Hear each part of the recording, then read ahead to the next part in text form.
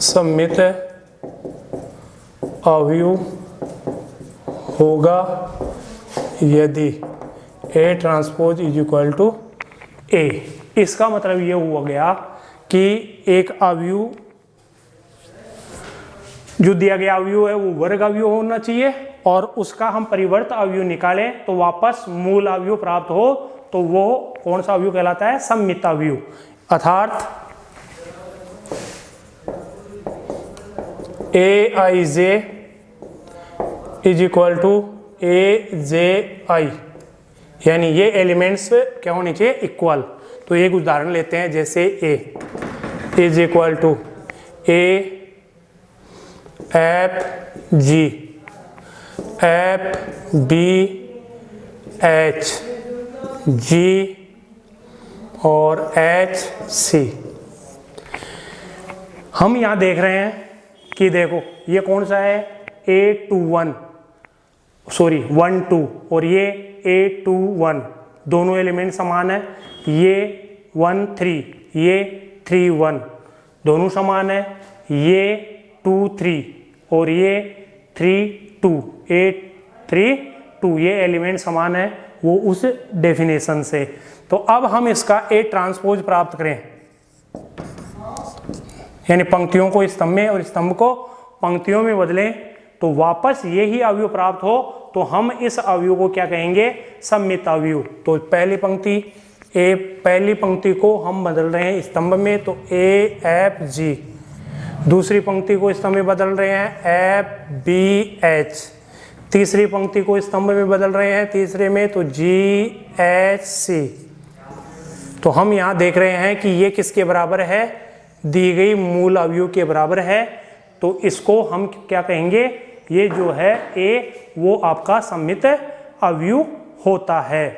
अब हम आगे बढ़ते हैं विषम सममित अवयव।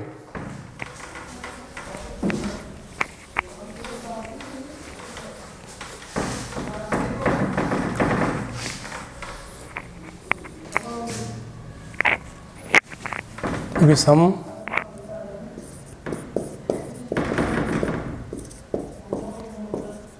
सममित अवयव। एक वर्ग अवयव ए विषम सममित अवयव होगा यदि ए का transpose is equal to minus A. अर्थात A I J is equal to minus A J I. जैसे एक उदाहरण लेता हूं मैं, मैट्रिक्स है 0 ए बी और A0 C B C0। चिन्ह इनके विपरीत ले लेते हैं, ये माइनस और ये माइनस। तो ये एक मैट्रिक्स है। तो यहाँ पर हम देख रहे हैं कि हम इसका ट्रांसपोज ले और वो वापस ऋणात्मक चिन्ह के साथ मूल अवयव प्राप्त हो जाए तो हम इसे क्या कहते हैं? विषम सममित अवयव। तो देखो A transpose is equal to, पंक्तियों को स्तंभ में बदलते हैं तो क्या हो जाएगा? पहली पंक्ति को पहला स्तंभ तो 0 माइनस ए माइनस बी, फिर ए 0 माइनस सी, फिर बी सी और 0। अब हम इसमें से माइनस कॉमन ले लेते हैं तो माइनस 0 माइनस ए माइनस बी, ए 0 माइनस सी, बी सी 0 तो इज इक्वल टू माइनस ए। तो ये जो है हम ए का ट्रांसपोज यानी परिवर्त अवयव निकाल रहे हैं और वो ऋणात्मक चिन्ह के साथ मूल अवयव प्राप्त हो जाती है, तो दी गई जो अवयव ए है वो भी समसम्मित अवयव कहलाती है। अब हम इस पे ऑपरेशन संक्रिया लेते हैं। तो आपके टाइप यानी अवयव के जो प्रकार थे वो कंप्लीट हो गए हैं। अब हम इस पे अवयवों पर संक्रिया को परिभाषित करते हैं। तो हम सबसे पहले लेते हैं दो अवयवों का योग। दो अवयवों का योग व व्यकलन। दो अवयवों का योग व व्यकलन। एक अवयव ए 2 4 6 8 7 5 और दूसरा अवयव 5 3 2 6 8 9। अब इनका हम योग कर रहे हैं। तो a plus B, a plus B ज्ञात करने के लिए मैंने आपको बताया है कि दोनों की कोटि समान होना कंपलसरी है। तो ये कितने कोटि की हुई? इसकी कोटि है 2 इंटू 3 और इसकी कोटि भी 2 इंटू 3, यानी इसमें 2 पंक्ति और 3 स्तंभ है। इसी प्रकार इसमें भी 2 पंक्ति और 3 स्तंभ है। तो दोनों की कोटियां समान है। तो हम योग और अंतर जो भी है वो परिभाषित कर देते हैं, यानी ज्ञात किया जा सकता है। तो ए मैट्रिक्स को लिख दिया 2 4 6 8 7 5 प्लस बी मैट्रिक्स 5 3 2 6 8 9। अब संगत अवयवों को जोड़ देते हैं। तो a plus B is equal to, तो ये संगत अवयव a11 इसके a11 से जुड़ जाता है। तो 2 प्लस 5, a12 इसके a12 से, तो 4 प्लस 3, a13 इसके a13 से, तो 6 प्लस 2। इसी प्रकार a21 इसके a21 से, तो 8 प्लस 6, a22 दूसरी अवयव के a22 से, तो 7 प्लस 8, a23 दूसरी अवयव के a23 से जुड़ जाता है, तो 5 प्लस 9। इस प्रकार a प्लस बी आपके पास प्राप्त होता है 7 7 8 14 15 और 14। तो ये आपका योग संक्रिया परिभाषित। इसी प्रकार अब अंतर, तो हम अंतर के लिए भी ये दो अवयव पर अंतर को परिभाषित करते हैं। तो अंतर के लिए भी मैंने आपको बताया था कि कोटि का इक्वल होना आवश्यक है। तो a माइनस बी हमें निकालना है। तो a matrix 2 4 6 8 7 5 minus B matrix 5 3 2 6 8 9। तो a minus B is equal to संगत अवयव घटते हैं। तो a माइनस बी परिभाषित होने के लिए पहला हमारा काम देखना यह होता है कि इनकी कोटियां समान है या नहीं। तो ये इसकी कोटि हम ऊपर देख रहे हैं 2 इंटू 3 है, इसकी कोटि भी 2 इंटू 3 है, इसलिए दोनों की कोटि इक्वल है। तो ये परिभाषित a माइनस बी परिभाषित हो सकता है, अर्थात ज्ञात किया जा सकता है। तो अब यहाँ a माइनस बी ज्ञात करने के लिए हम इनके संगत अवयवों को घटाते हैं। तो देखते हैं पहला 2 माइनस 5, तो माइनस का 3, 4 माइनस 3 1, 6 माइनस 2 4, 8 माइनस 6 2। तो अब इसका संगत अवयव ये है, तो ये माइनस ये, तो ये हो गया आपका -4। इस प्रकार a माइनस बी आपका प्राप्त हो जाता है। अब हम आगे बढ़ रहे हैं सदिश का अदिश गुणनफल, अवयव का अदिश गुणनफल।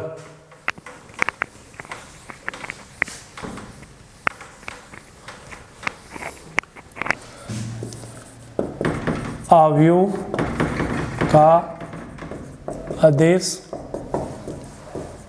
गुणनफल। तो किसी अवयव को हम अदिश संख्या से गुणा करते हैं तो उसके प्रत्येक एलिमेंट्स उस अदिश संख्या से गुणा होते हैं। फॉर एग्जाम्पल, जैसे ए एक मैट्रिक्स है 2 4 6 3 5 7 जिसकी कोटि 2 इंटू 3 है। इसको हम k से मल्टीपल कर रहे हैं, जिसे हम अदिश गुणनफल कहलाते हैं। तो ये प्रत्येक एलिमेंट से गुणा होता है k, तो ये हो जाएगा 2k 4k 6K, 3K, 5K और 7K। इसे हम क्या कहते हैं? अदिश गुणनफल। किसी मैट्रिक्स का अदिश संख्या से गुणा करना उसका अदिश गुणनफल कहलाता है। इसी प्रकार यदि किसी मैट्रिक्स के प्रत्येक अवयव में से कोई अवयव कॉमन हो तो हम उसे कॉमन भी ले सकते हैं। तो Ka इज इक्वल टू, जैसे हम इसमें कॉमन, तो K आपका क्या आ जाएगा? 2, 4, 6, 3, 5, 7 कॉमन भी एलिमेंट्स लिया जा सकता है। तो अब हम दो अवयवों का गुणनफल देखते हैं।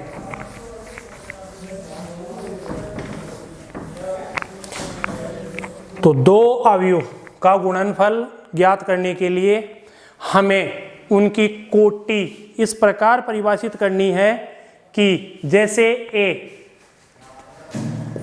मैट्रिक्स है 2, 4, 5, 6, दूसरी B एक मैट्रिक्स है 2, 4, 6, 8, इसकी कोटि हो गई 2 × 2 और 6, 8, इसकी कोटि हो गई 2 × 3। तो A और × B ज्ञात करना होगा हमें। तो A की कोटि यानी पहली अवयव में स्तंभों की संख्या दूसरी अवयव में पंक्ति की संख्या के बराबर होना आवश्यक है, तभी हम A × B यानी A × B ज्ञात कर सकते हैं। इसमें हम देख रहे हैं कि इसमें पंक्तियों की संख्या स्तंभों की संख्या क्या है? 2, और इसमें पंक्तियों की संख्या कितनी है? 2, जो इक्वल है। तो हम यहाँ पर A B डिफाइन कर सकते हैं। अब डिफाइन करने के लिए संगत इसकी पहली पंक्ति और इसका पहला स्तंभ, फिर इसकी पहली पंक्ति, दूसरा स्तंभ, पहली पंक्ति, तीसरे स्तंभ से गुणनफल होकर के योग लेना पड़ता है। तो इसको A × B को ज्ञात करने के लिए पहली पंक्ति के संगत अवयव पहले स्तंभ के संगत अवयव से गुणा होते हैं और फिर उनका योग ले लिया जाता है। तो 2 को 2 से गुणा किया तो 2 × 2 प्लस 4 × 6, ये A11 हो गया। फिर पहली पंक्ति दूसरा स्तंभ यानी A12, तो पहली 2 को 4 से गुणा किया तो 2 × 4 प्लस 4 को 8 से गुणा किया 4 × 8। फिर A13, तो पहली पंक्ति और तीसरा स्तंभ, तो 2 को 6 से गुणा किया और 4 को 8 से गुणा करके और योग ले लिया। इसी प्रकार अब हम दूसरे स्तंभ को दूसरी पंक्ति को प्रत्येक स्तंभ से गुणा करते हैं। तो 5 को 2 से गुणा किया और 6 को 6 से गुणा करके योग कर दिया। इसी प्रकार दूसरी पंक्ति और दूसरे स्तंभ के संगत अवयवों का गुणनफल का योग लेते हैं। तो 5 को हमने 4 से गुणा किया और 6 को 8 से गुणा करके और जोड़ दिया।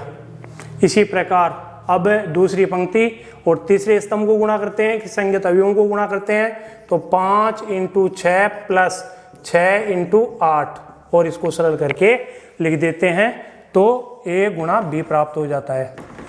तो 4 plus 24, 8 plus 32, 12 plus 32, 10 plus 36, 20 plus 48 और 30 प्लस 48।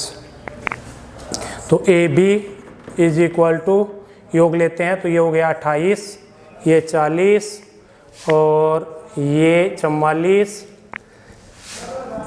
ये 46, ये 68 और ये 78। तो आपका ये A × B प्राप्त हो गया, ये हो गया आंसर।